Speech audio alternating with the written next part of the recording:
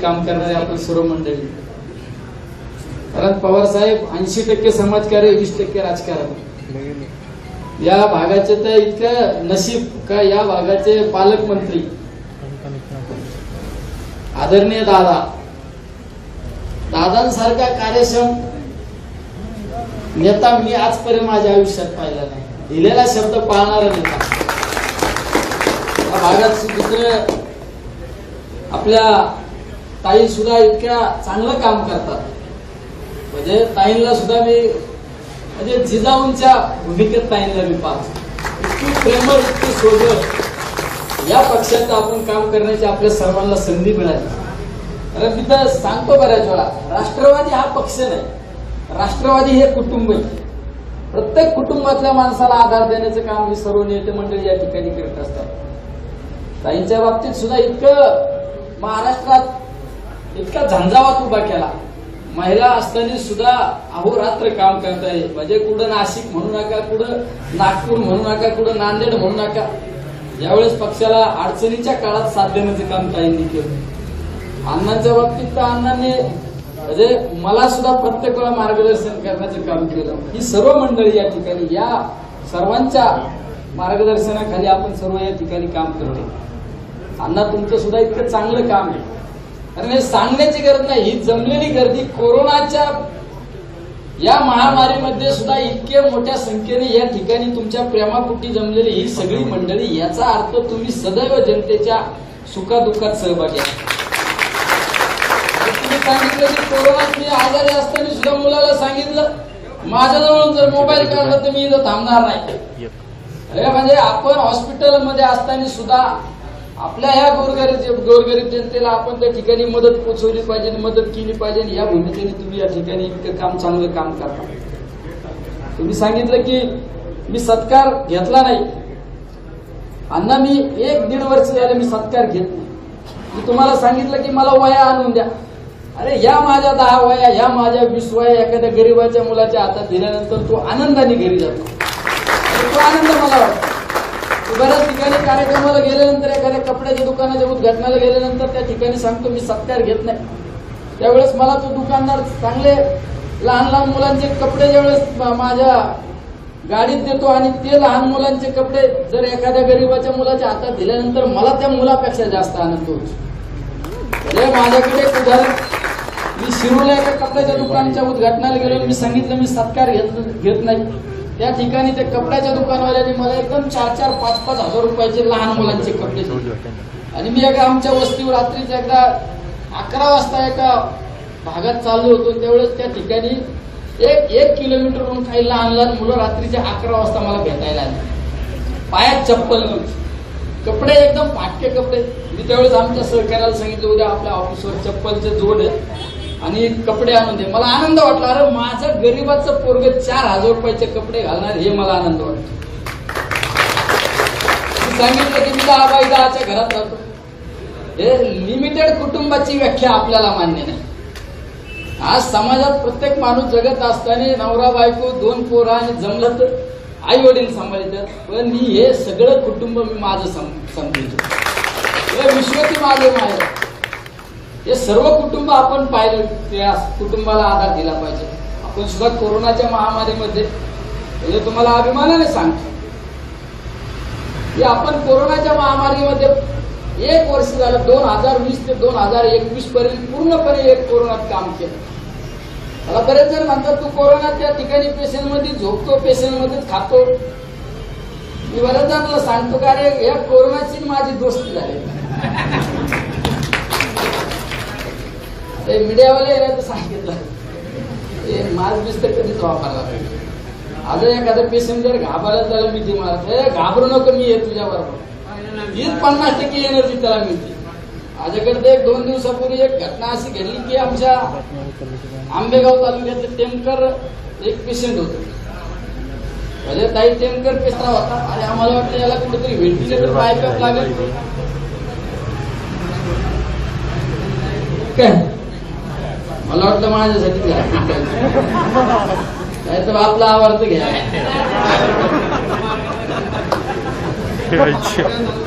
टेमकर ती व्यक्ती आम्ही त्याच्या नातेवाईकांना फोन केला, मुलाला आणि त्याच्या पत्नीला फोन केला. मुलगा आणि पत्नी आले, ते पेशंट एकदम त्याची अवस्था एकदम खराब झालेली होती. मुलगा आणि पत्नी 10 फुटावरून पाहत होते त्या नवऱ्याला आणि वडिलाला, आणि आम्ही जवळून त्याला आधार देत होतो. तू काळजी करू नका, याला उलटू लावा, याला इंजेक्शन द्या, तू काळजी नको करू, तुला काय होऊन देत नाही. त्यावेळेस त्या माणसाच्या डोळ्यातून अश्रू आले की मला, अरे माझी बायको लांब उभा आहे, माझा मुलगा लांब उभा आहे. त्यांनी सांगितलं मला आता राहायचं नाही, मला आत्महत्या करायची. त्याला आधार दिला, नको काळजी करू. ज्यावेळेस आपण एखादी रागावल्यानंतर आपण म्हणतो भावकीतल्या एखाद्या याला पाहतो, माझी वेळ आल्या, गावात काही गावकीचे भांडणं झालं म्हणतो आपण पाहतो याला वेळ आल्या. त्या पद्धतीने तो मला आज माझ्या वेळेला उद्या ह्या दोघांवर वेळ असणारी मी पाहतो. नंतर तर काल एका मीडियावाले त्याची बाईट घेतली, तेव्हा म्हणलं मी माझं आडनावच बदलणार. म्हणजे या कोरोनात म्हणजे विश्वासाने सांगतो, नावानिशी सांगतो, कमीत कमी 150 ते 200 लोक ज्यांचा शेवटच्या टप्प्यात मृत्यूच्या दारात एक पाऊल पडला नाही आम्हाला, आम्ही मागे खेचून आले. म्हणजे आपण 7,500 लोक कालपर्यंत डिस्चार्ज केले. म्हणजे आमच्याकडे सुनील अण्णा शेळके आले, त्यांनी सांगितलं की आमच्या पुणे भागात एखाद्याचा 7 स्कोर असल्यानंतर त्याला बायपॅप किंवा व्हेंटिलेटर लावतात आणि रेमडेसिवीर आणि ऍक्टिव्हरा वापरतात. माझ्याकडे 23 स्कोरवाल्या लोकांना सुद्धा रेमडेसिवीर वापरत नाही. 23 स्कोरचे पेशंट सुद्धा नॉर्मली आपण नीट केलं, 20 स्कोरचे पेशंट सुद्धा नॉर्मली नीट केलं. माझ्याकडे एक पेशंट तर 45 ऑक्सिजन लेवल द्यायची, पण मी त्याची ऑक्सिजन लेवल चेक केल्यानंतर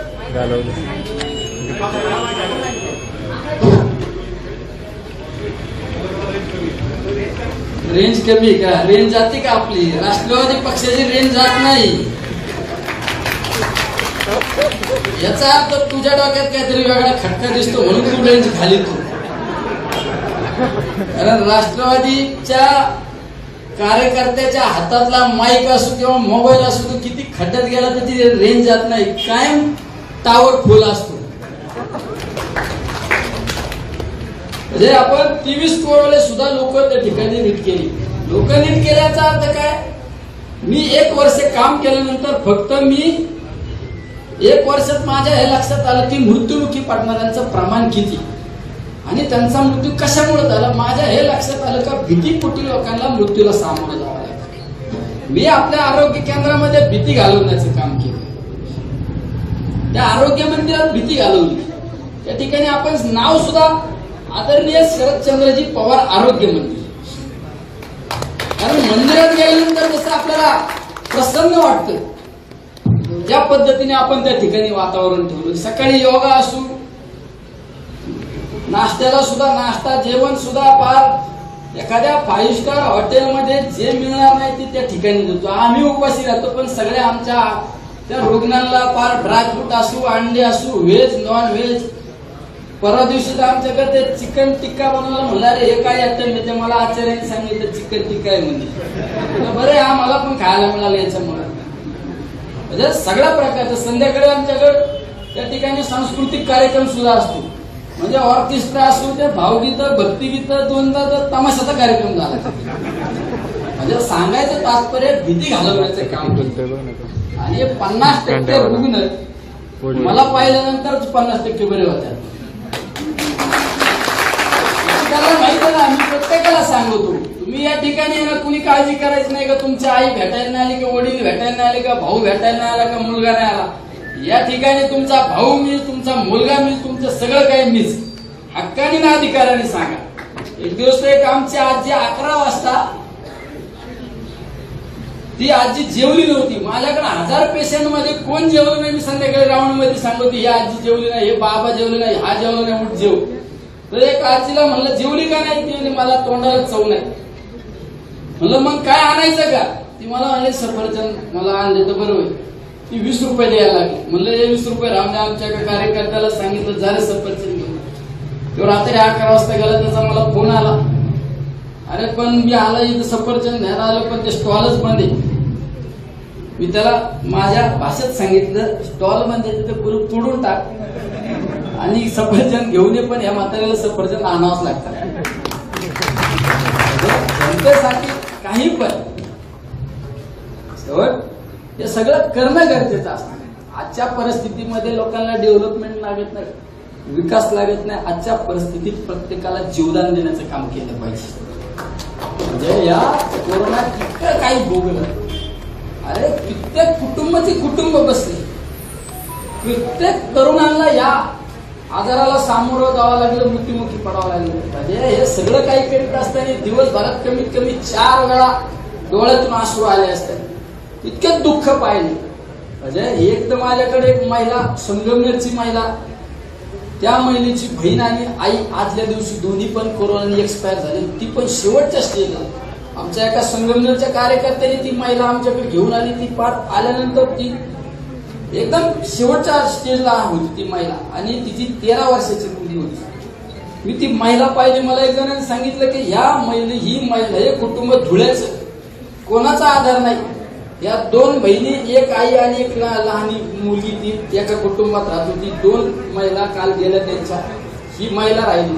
मी त्या ठिकाणी ऑक्सिजन चेक केल्यानंतर मी सुद्धा चेक करीत असताना परमेश्वराला प्रार्थना केली. अरे परमेश्वरा, म्हणजे ही जर बाई उद्या गेल्यानंतर ह्या मुलीचं काय. म्हणजे मी सुद्धा एकदम अंतर्मनातून परमेश्वराला प्रार्थना केली. अरे ही बाई तरी वाचवणार. ही 13 वर्षाची मुलगी पुढे जाणार आहे आणि ती बाई सुद्धा आपण काल डिस्चार्ज केली. म्हणजे कोरोनात सुद्धा शेवट आपण संकटाकडे सुद्धा संधी म्हणून पाहिलं पाहिजे आणि संकट समय धावून गेलं पाहिजे. कारण आपण आदरणीय शरदचंद्रजी पवार साहेबांचे सच्चे भक्त आहे. आता बऱ्याच वेळा म्हणायचे राष्ट्रवादी की जय. मी साहेबांचा कार्यकर्ता. अरे साहेब 80 वर्षाचे साहेब सुद्धा सांगली साताऱ्याच्या ज्यावेळेस पुराची परिस्थिती झाली त्यावेळेस 80 वर्षाचे पवार साहेब त्या ठिकाणी धावून गेले. महाराष्ट्रावर, भारतावर ज्या वेळेस संकट आलं त्या संकट समयी प्रथमतः धावून गेले ते म्हणजे आदरणीय पवार साहेब. त्यांचा वारसा घेऊन आपण सगळे या ठिकाणी काम करतो. एवढं प्रत्येकाने या ठिकाणी माझे सर्व सहकारी, माझ्यापेक्षा सर्व ज्येष्ठ आणि श्रेष्ठ मंडळी. तसं मला काही जण सांगतात का तू बाकीच्या आमदारांना काही सूचित करू इच्छितो का. तर मी सूचित करण्या इतकं पात्र नाही, पण माझ्यापेक्षा सगळे उजवं काम करतात. शेवट मार्गदर्शन कोण करतो. उच्च पदावर असणारा श्रेष्ठ माणूस मार्गदर्शन करू शकतो. आपला काय, आपण एक छोटा कार्यकर्ता. आपण कोरोनाच्या काळात सुद्धा तुम्ही सुद्धा या ठिकाणी आमच्या प्रतिष्ठानाला काहीतरी 1 लाख रुपयाचा धनादेश दिला. तुम्हाला धन्यवाद देतो. कारण आम्ही फकीर आहे ना. आमची डोळी भरली तरच आम्ही वाचणार आहे पुढे. दुसरं काय आम्हाला. शेवट मी सुद्धा म्हणजे अभिमानाने सांगतो, म्हणजे कुठला स्वार्थ नाही, कुठली अपेक्षा नाही. मला सुद्धा 2,22,000 रुपये मानधन आमदार असतं. पण त्या मानधनातला आतापर्यंत 1.5-2 वर्ष झाले 1 रुपयाचा चहा सुद्धा नाही. प्रत्येक महिन्याला माझ्या अपंग दिव्यांग बांधवाला एक मोटरसायकल घेऊन देतो. माझ्या गोरगरिबांच्या मुलाला लॅपटॉप असो, शाळेची फी असो, आपण ती भारत त्या 2,22,000 मधून भरण्याचं काम करतो. आमच्याकडे काही मुलं असे की त्यांना 1 महिन्याला रक्त भरावं लागतं. हे सुद्धा आम्ही त्या ठिकाणी करतो. कित्येक मुलं आज सुद्धा आम्ही कमीत कमी 200 मुलांचा दत्तक खर्च करतो. आता सध्या सुद्धा मतदारसंघात परिसरात जे कुटुंब कोरोनातून उद्ध्वस्त झाले त्या कुटुंबातील सगळ्या मुलांना याद्या काढायचं काम चालू. ते सगळ्या मुलांना आपण चांगल्या प्रतीचं शिक्षण देणार, चांगल्या ठिकाणी राहण्याची व्यवस्था करा. अरे आपले पोरं मराठी शाळेत जातात, पण आमच्या गोरगरिबाचं पोरं इंग्लिश मीडियम मध्ये गेलं पाहिजे. आपल्यामध्ये आपल्या घरात लाईट नाही लागली तरी चालेल, पण समोरच्या घरात लाईट लागली पाहिजे. हे काय ह्या अशा पद्धतीने काम प्रत्येकाने केलं पाहिजे. ही भावना ठेवून काम करतो. कारण मी माझा मतदारसंघ हा इतका आदरणीय अण्णांचा मतदारसंघ, आदरणीय पोपटराव पवारांचा मतदारसंघ. म्हणजे आमच्याकडे एक पद्मभूषण, एक पद्मश्री, म्हणजे त्या ठिकाणी काम करणं म्हणल्यानंतर त्यांना साजेस असं काम करावं लागतं. या आमदार साहेब, या आमचे नेते आदरणीय या भागाचे आमदार,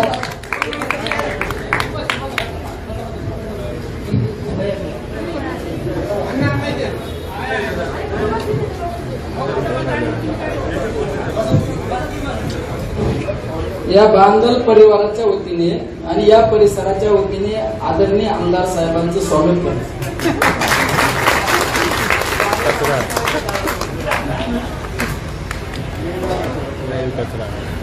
वेळ शेवट राजकीय पुढाऱ्यांच्या हातात वेळच नाही. ज्याच्या हातात वेळ आहे ते पुढारीच होऊ शकत नाही. आता ताईंनी काहीतरी काल मेसेज टाकला होता की मला वाढदिवसाचं कुणी भेटायचं नाही. लोक गेल्यानंतर काय लुटून लावता येतात का?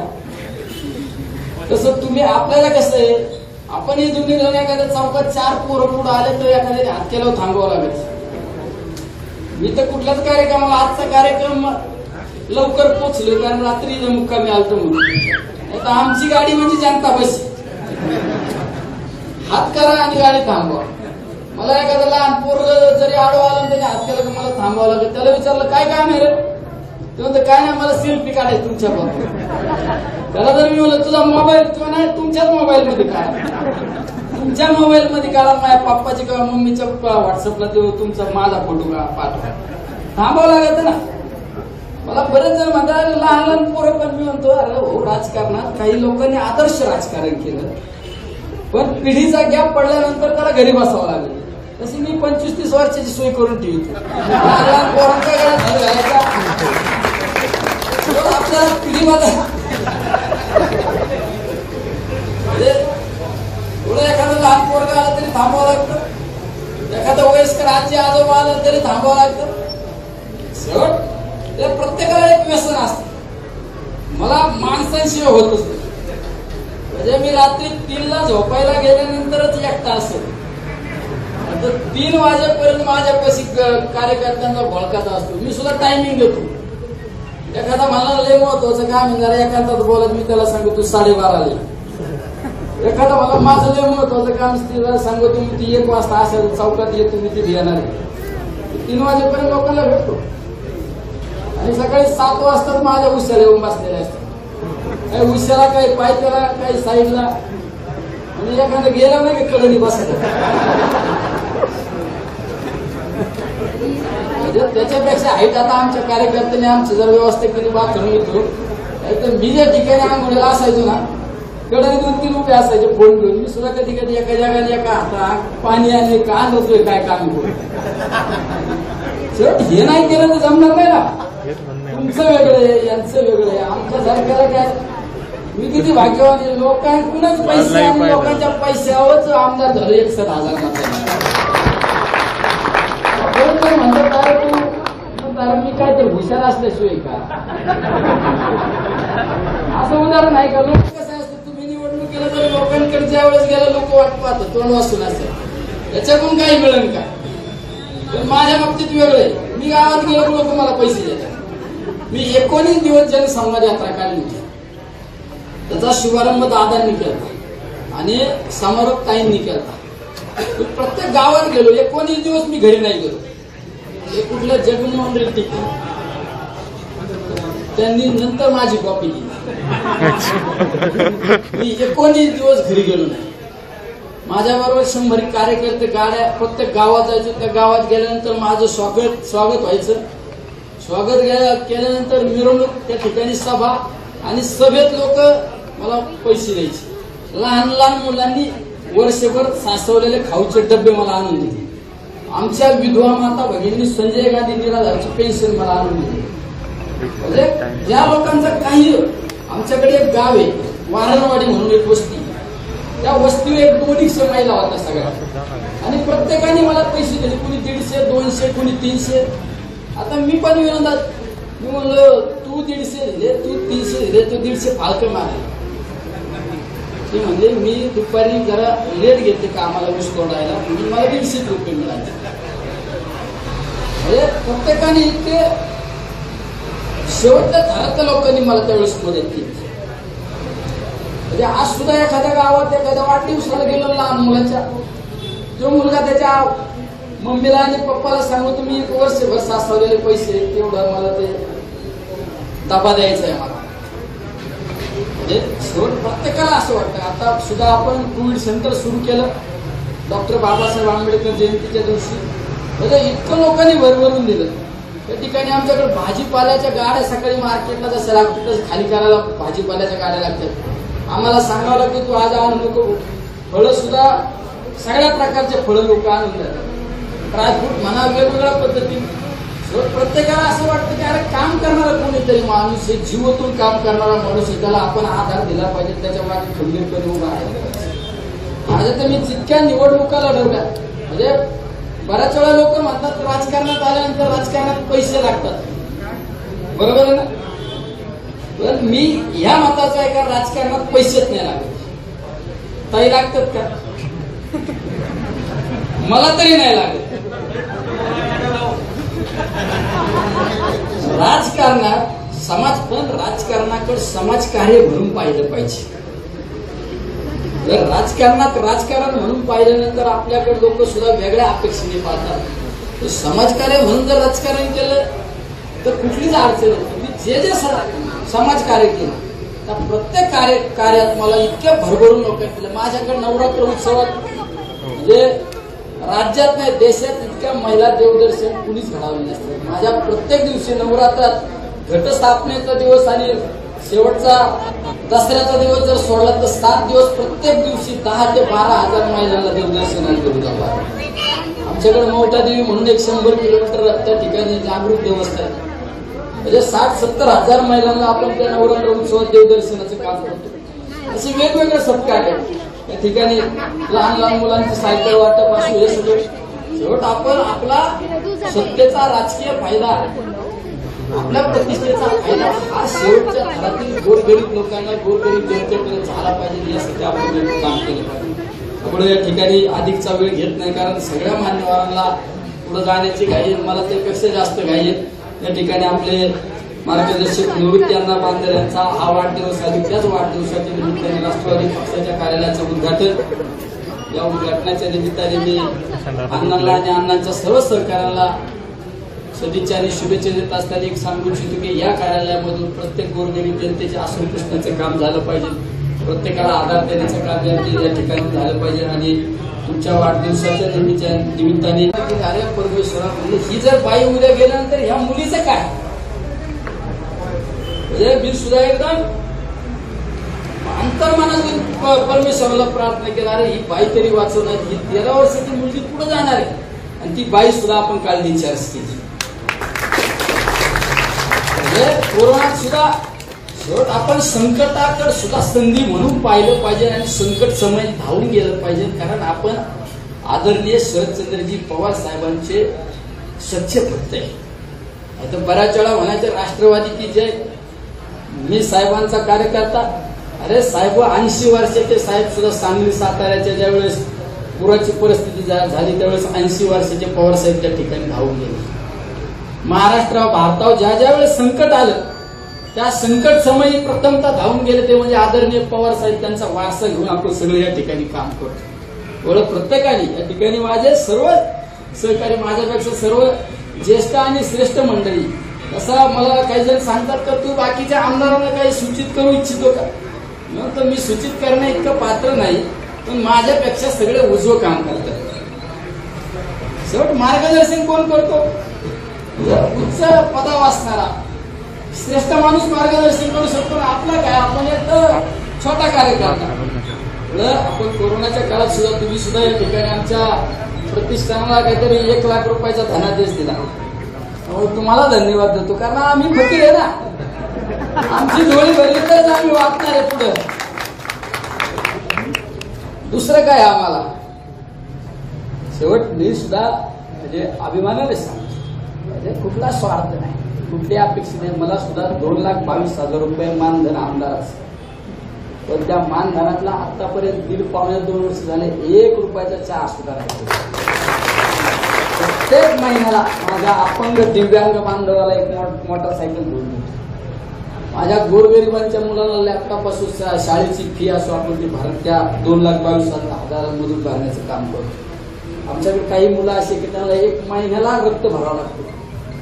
ते सुद्धा आम्ही त्या ठिकाणी करतो. कित्येक मुलं आज सुद्धा आम्ही कमीत कमी 200 मुलांचा दत्तक खर्च करतो.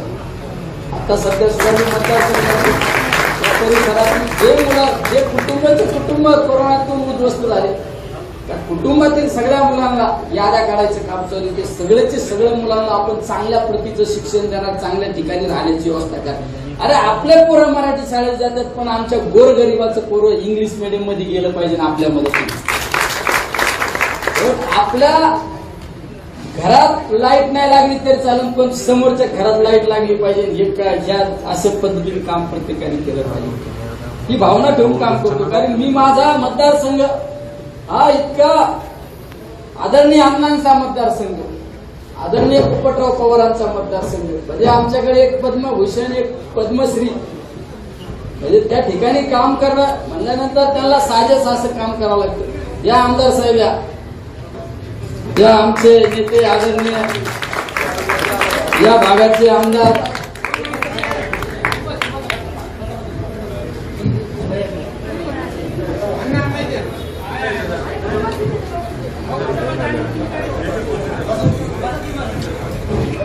या बांदल परिवाराच्या वतीने आणि या परिसराच्या वतीने आदरणीय आमदार साहेबांचं स्वागत करतो.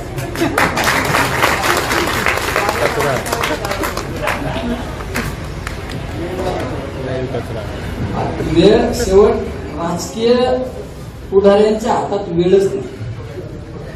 ज्याच्या हातात वेळ आहे ते पुढारीच होऊ शकत नाही ना. आता टाइमने काहीतरी काल मेसेज टाकला होता की मला वाढदिवसाचं कुणी भेटायचं नाही. लोक गेल्यानंतर काय लुटून लावता येतात का? तसं तुम्ही आपल्याला कसं आहे, आपण ही दोन्ही जण एखाद्या चौकात 4 पोरं पुढे आले तर एखाद्याने हात केल्यावर थांबवावं लागायचं. मी तर कुठल्याच कार्यक्रमाला, आजचा कार्यक्रम लवकर पोचलो कारण रात्री मुक्कामी आलतो म्हणून. आता आमची गाडी म्हणजे जनता बस, हात करा आणि गाडी थांबवा. मला एखादा लहान पोरं जरी आडवा आलं त्याने हात केला की मला थांबवावं लागेल. त्याला विचारलं काय काम आहे रे, ते म्हणतं काय नाही मला सेल्फी काढायची तुमच्या बरोबर. त्याला जर मी म्हणलं तुझा मोबाईल किंवा नाही तुमच्याच मोबाईल मध्ये काढा, तुमच्या मोबाईल मध्ये काढा, माझ्या पप्पाची किंवा मम्मीच्या व्हॉट्सअपला तुमचा माझा फोटो पाठवा. थांबावं लागत ना. मला बरेच जण म्हणतात लहान लहान पोरं, पण मी म्हणतो अरे हो राजकारणात काही लोकांनी आदर्श राजकारण केलं, पण पिढीचा गॅप पडल्यानंतर त्याला घरी बसावं लागलं. तशी मी 25-30 वर्षाची सोय करून ठेवली. लहान पोरांच्या घरात आपल्याला पिढीमध्ये पुढे एखादं लहान पोरग आलं तरी थांबावं लागतं, एखादं वयस्कर आजी आजोबा आलं तरी थांबावं लागतं. शेवट प्रत्येकाला एक व्यसन असतं. मला माणसांशिवाय होतच नाही. म्हणजे मी रात्री 3ला झोपायला गेल्यानंतरच एकटा असतो. 3 वाजेपर्यंत माझ्यापाशी कार्यकर्त्यांचा घोळकाचा असतो. मी सुद्धा टायमिंग देतो.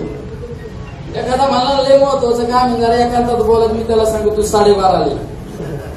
एखादा मला माझं लय महत्वाचं काम तिला सांगतो मी ती 1 वाजता असेल चौकात येतो, मी तिथे येणार. 3 वाजेपर्यंत लोकांना भेटतो आणि सकाळी 7 वाजताच माझ्या उश्याला येऊन बसलेले असतात. काही उश्याला, काही पायथ्याला, काही साईडला, आणि एखादा गेला नाही का कडनी बसत. त्याच्यापेक्षा हाईट आता आमच्या कार्यकर्त्यांनी आमची जर व्यवस्था केली बाथरूम येतो, तर मी ज्या ठिकाणी आंघोळीला असायचो ना कडे 2-3 रुपये असायचे फोन घेऊन. मी सुद्धा कधी कधी एका जगाने एका हातात पाणी आणि का नव्हतोय काय काम करू. शेवट हे नाही केलं तर जमणार नाही ना. तुमचं वेगळं आहे, यांचं वेगळं आहे. आमच्या सरकारला काय, मी किती भाग्यवान आहे. लोकांकडूनच पैसे आणि लोकांच्या पैशावरच आमदार झालं 61,000 म्हणतात अरे मी काय तर हुशार असल्याशिवाय का असं उदाहरण आहे का. लोक कसं असतं, तुम्ही निवडणूक केलं तर लोकांकडे ज्या वेळेस गेलं लोक वाट पाहतात तोंड वाचून असेल याच्याकडून काही मिळेल का. पण माझ्या बाबतीत वेगळं आहे. मी गावात गेलो की लोक मला पैसे देतात. मी 19 दिवस जनसंवाद यात्रा काढली होती. त्याचा शुभारंभ दादांनी केला आणि समारोप ताईंनी केला. प्रत्येक गावात गेलो. 19 दिवस मी घरी नाही गेलो. हे कुठलं जगनमोहन रेड्डी त्यांनी नंतर माझी कॉपी केली. मी 19 दिवस घरी गेलो नाही. माझ्याबरोबर 100 कार्यकर्ते गाड्या प्रत्येक गावात जायचो. त्या गावात गेल्यानंतर माझं स्वागत व्हायचं. स्वागत केल्यानंतर मिरवणूक, त्या ठिकाणी सभा, आणि सभेत लोक मला पैसे द्यायचे. लहान लहान मुलांनी वर्षभर साचवलेले खाऊचे डबे मला आणून दिले. आमच्या विधवा माता भगिनी संजय गांधी निराधारची पेन्शन मला आणून दिली. म्हणजे ज्या लोकांचं काही, आमच्याकडे एक गाव आहे वारणवाडी म्हणून एक वस्ती, त्या वस्तीवर एक 200 महिला होत्या सगळ्या, आणि प्रत्येकाने मला पैसे दिले, कुणी 150, 200, कुणी 300. आता मी पण विरोधात, मी म्हणलो तू 150 दिले, तू 300 दिले, तू 150 फालकं मारले. ती म्हणजे मी दुपारी जरा लेट घेते कामाला ऊस तोडायला, म्हणजे मला 150 रुपये मिळाले. म्हणजे प्रत्येकाने इतके शेवटच्या थराच्या लोकांनी मला त्यावेळेस मदत केली. म्हणजे आज सुद्धा एखाद्या गावात एखाद्या वाढदिवसाला गेलो लहान मुलाच्या, तो मुलगा त्याच्या मम्मीला आणि पप्पाला सांगू तुम्ही 1 वर्षभर साचवलेले पैसे तेवढं मला ते डबा द्यायचा आहे मला. म्हणजे शेवट प्रत्येकाला असं वाटतं. आता सुद्धा आपण कोविड सेंटर सुरू केलं डॉक्टर बाबासाहेब आंबेडकर जयंतीच्या दिवशी, म्हणजे इतकं लोकांनी भरभरून दिलं.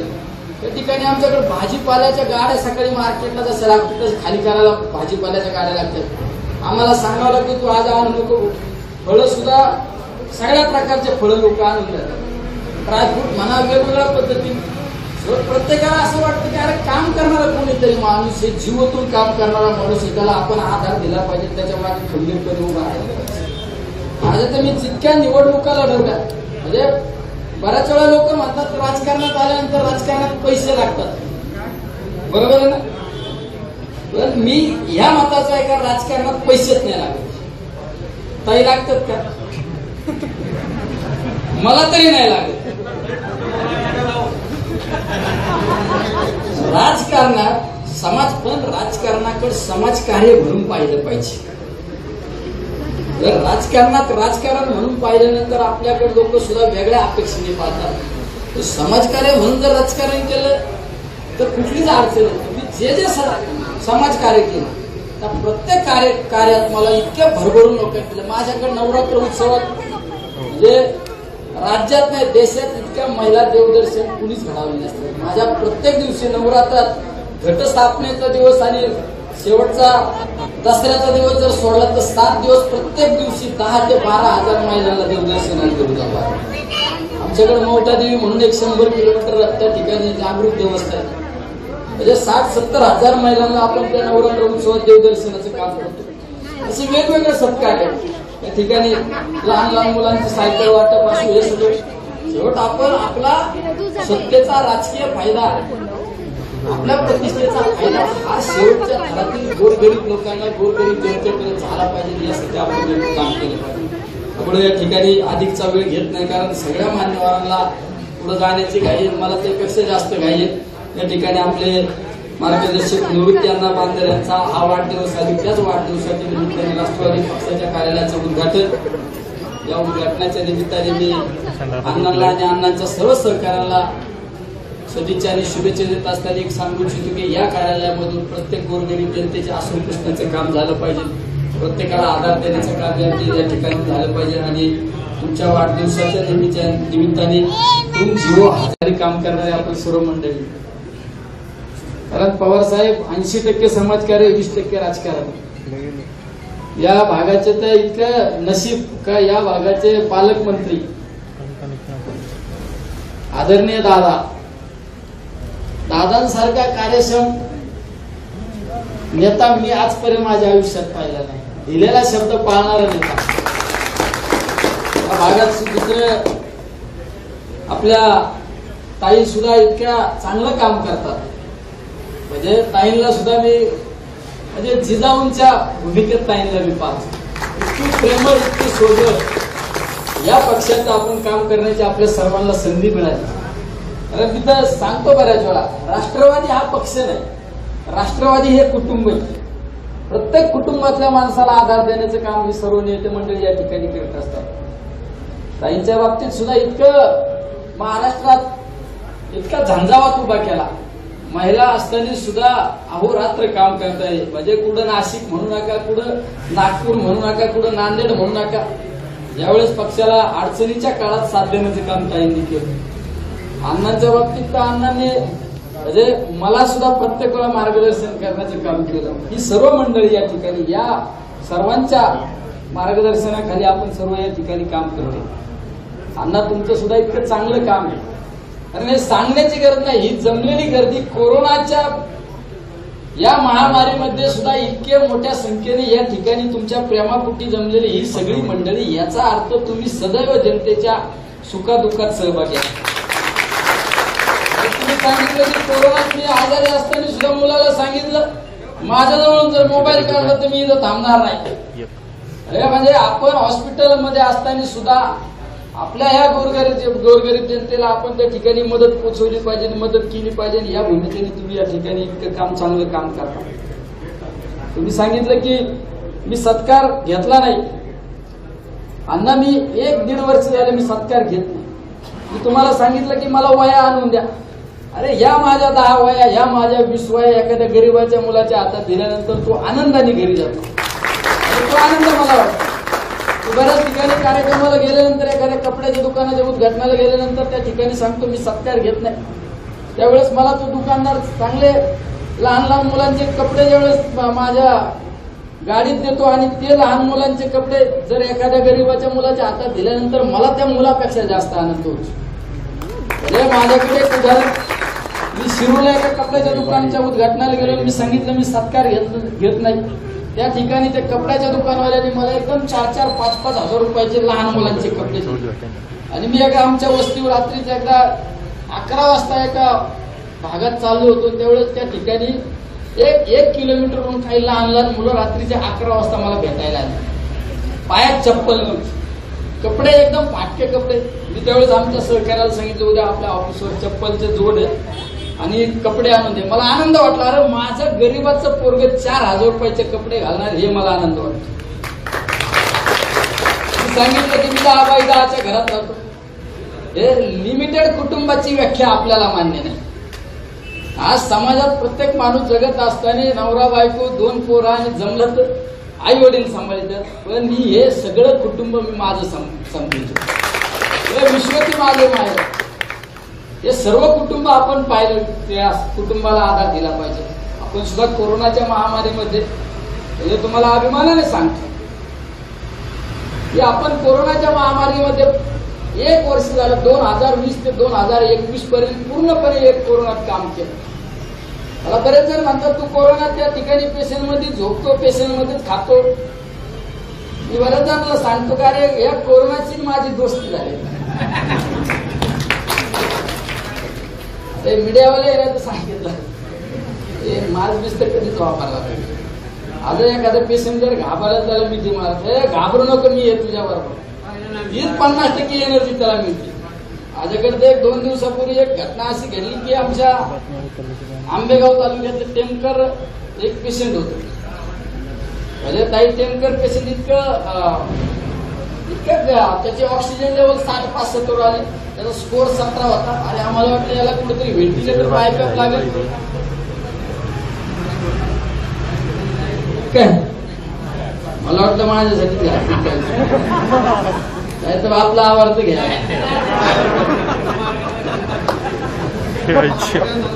टेमकर ती व्यक्ती, आम्ही त्याच्या नातेवाईकांना फोन केला, मुलाला आणि त्याच्या पत्नीला फोन केला. मुलगा आणि पत्नी आले, ते पेशंट एकदम त्याची अवस्था एकदम खराब झालेली होती. मुलगा आणि पत्नी 10 फुटावरून पाहत होते त्या नवऱ्याला आणि वडिलाला. आणि आम्ही जवळून त्याला आधार देत होतो, काळजी करू नका, याला उलटू लावा, याला इंजेक्शन द्या, तू काळजी नको करू, तुला काय होऊन देत नाही. त्यावेळेस त्या माणसाच्या डोळ्यातून अश्रू आले की मला अरे माझी बायको लांब उभा आहे, माझा मुलगा लांब उभा आहे. त्यांनी सांगितलं मला आता राहायचं नाही, मला आत्महत्या करायची. त्याला आधार दिला, नको काळजी करू. ज्यावेळेस आपण एखादी रागावल्यानंतर आपण म्हणतो भावकीतल्या एखाद्या याला पाहतो माझी वेळ आल्या, गावात काही गावकीचे भांडणं झालं म्हणतो आपण पाहतो याला वेळ आल्या. त्या पद्धतीने तो मला आज माझ्या वेळ आहे ना, उद्या ह्या दोघांवर वेळ असणारी मी पाहतो. नंतर तर काल एका मीडियावाले त्याची बाईट घेतली, तो म्हणला मी माझं आडनावच बदलणार. म्हणजे या कोरोनात म्हणजे विश्वासाने सांगतो, नावानिशी सांगतो, कमीत कमी 150 ते 200 लोक ज्यांचा शेवटच्या टप्प्यात मृत्यूच्या दारात एक पाऊल पडला आणि आम्ही नाव घेतली नाही. म्हणजे आपण 7,500 लोक कालपर्यंत डिस्चार्ज केले. म्हणजे आमच्याकडे सुनील अण्णा शेळके आले, त्यांनी सांगितलं की आमच्या पुणे भागात एखाद्याचा 7 स्कोर असल्यानंतर त्याला बायपॅप किंवा व्हेंटिलेटर लावतात आणि रेमडेसिवीर आणि ऍक्टिव्हाला वापरतात. माझ्याकडे 23 स्कोरवाल्या लोकांना सुद्धा रेमडेसिवीर वापरत नाही. 23 स्कोरचं पेशंट सुद्धा नॉर्मली आपण नीट केलं, 20 स्कोरचे पेशंट सुद्धा नॉर्मली नीट केलं. माझ्याकडे एक पेशंट तर 45 ऑक्सिजन लेवल द्यायची, पण मी त्याची ऑक्सिजन लेवल चेक केल्यानंतर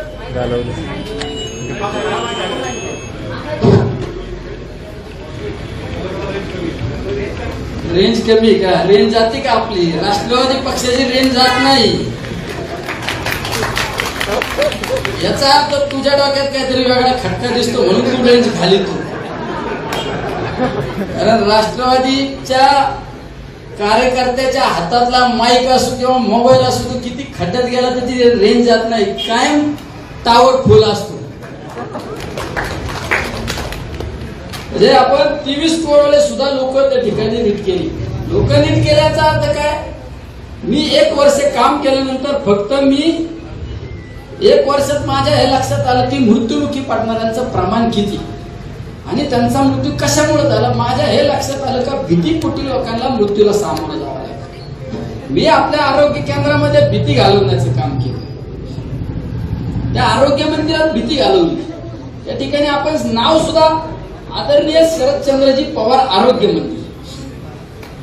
कारण मंदिरात गेल्यानंतर जसं आपल्याला प्रसन्न वाटतं त्या पद्धतीने आपण त्या ठिकाणी वातावरण ठेवलं. सकाळी योगा असू,